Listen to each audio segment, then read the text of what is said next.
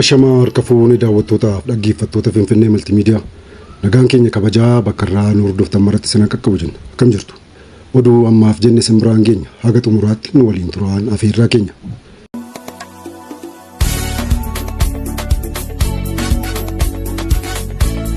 Magaalaa Shaashamanneetti boombiin dho'uun daa'imman maatii tokkoo 3 dabalatee lubbuu namoota 4 galaafate. Magaalaa Shaashamanneetti boombiin dho'uun daa'imman maatii tokkoo 3 dabalatee lubbuu namoota 4 galaafate. Magaalaa Shaashamanneetti boombiin balfa keessatti gatame dho'uun daa'imman maatii tokkoo 3 dabalatee lubbuu namoota 4 galaafachuun ibsame. Daa'imman lubbuun isaanii darbe kunis hojii meeshaalee faayidaan ala ta'an walitti qabuu irratti kan bobba'an ta'uun eerameera.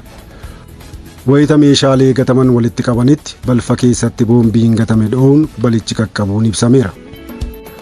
Balaa kanaan daa'imman 2 irra miidhaa salphaa fi cimaan qaqqabuu waajjira poolisii magaalichaatti qorataan yakkaa kutaa magaalaa Harufaa Inspektar Kamaal Jeelaan himuu OBN gabaaseera. Daa'imman lubbuun isaanii darbe 3 miseensota maatii tokko ta'uun eerameera. Oduu keenya biraatti yoo ceenu godina Harargee Bahaatti balaan waraabessi geessisaa jiru hammaachuun himame. Godina Harargee Bahaa aanaa Gursum araddoota tokko keessatti dhiyeenya kana balaa waraabessi geessisaa jiruun lubbuun daa'ima tokkoo darbuu namoota 3 irra immoo miidhaan cimaa fi salphaa ga'uu waajjirri kominikeeshinii aanichaa gabaaseera. Haaluma kanaan akka lakkoofsa Itoophiyaatti gaafa waxabajji 5 bara 2015 halkan keessaa naannawa sa'aatii 3 araddaa Daayifaras keessatti mana nama dhuunfaa seenuun namoota 3 irra miidhaa cimaa fi salphaa geessisee kan jiru yommuu ta'u gaafa waxabajji 9 bara 2015 ammoo halkan keessa araddaa Awbareetti daa'ima umuriin isaa waggaa 3 ta'e osoo haati finceessisuuf yaalaa jirtuu daguun daa'ima duraa fuudhee nyaachuudhaan lubbuu daa'imichaa dabarsuu danda'eera. Yeroo ammaa kanas magaalaa Funyaan Hujubaa keessa naannawa sa'aatii 11tti waraabessi ganda dhufuun hawaasa shororkeessaa akka jirus gabaafameera.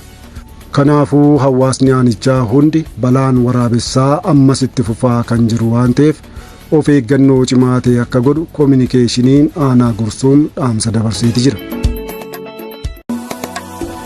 Oduu keenya biraatti yoo ceenu godina Walaayittaatti murtoon uummataa marsaa lammaffaan gaggeeffamaa jira. Buufataalee filannoo garaagaraatti barii sa'aatii 12 eegalee uummanni sagalee kennuu eegaleeti jira. Giddugala qindeessaa filannoo 12 fi buufataalee filannoo 1812 irratti adeemsi sagalee kennuu gaggeeffamaa jira. Murtoon uummataa kun naannoo uummattoota kibbaa godinaalee 5 aanaalee addaatti gurraandhala 6 bara 2023 gaggeeffamee turus murteen bu'aa filannoo godina Walaayittaa keessatti godhame sababa seera dhabdummaa guddaa kan filannoo duraa fi booda uumameenii fi sagalee hatuutiin walqabatee komiin waan ka'eef bu'aan filannoo godinichatti taasifame haqamuun isaanii yaadatama. Oduu keenya alaatti yoo ceenu ministeeronni dhimma alaa Ameerikaa fi Chaayinaa dhimmoota ciccimoo furuu danda'aniiru jedhame. Waashingtan mariin kun wal amantaa kan uumee fi ijaaraadhaa jette.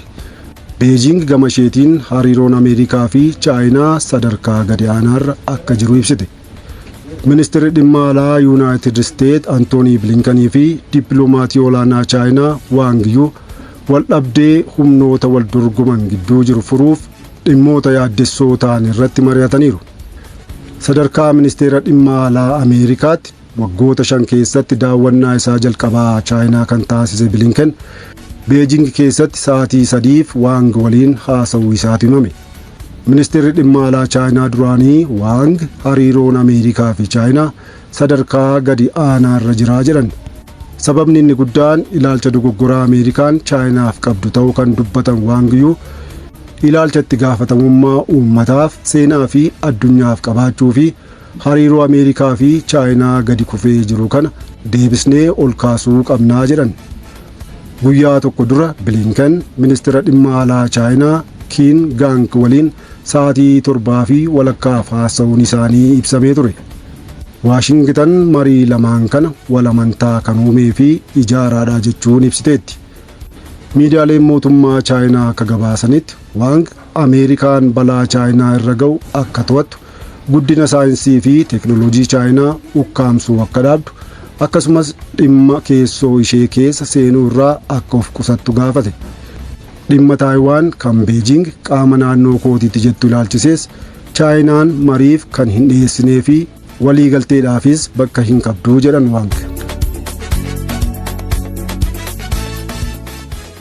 Egaan hordoftoota keenya kabajamoo taatan oduun ammaaf jenne kana fakkaata ture. Waan hordoftaniif guddaa galatooma. Chaanaalii yuutuubii Finfinnee Maltiimiidiyaa laayik, sheer, sabskiraayib godhaa. Finfinnee Maltiimiidiyaa madda seenaaf odeeffannooti.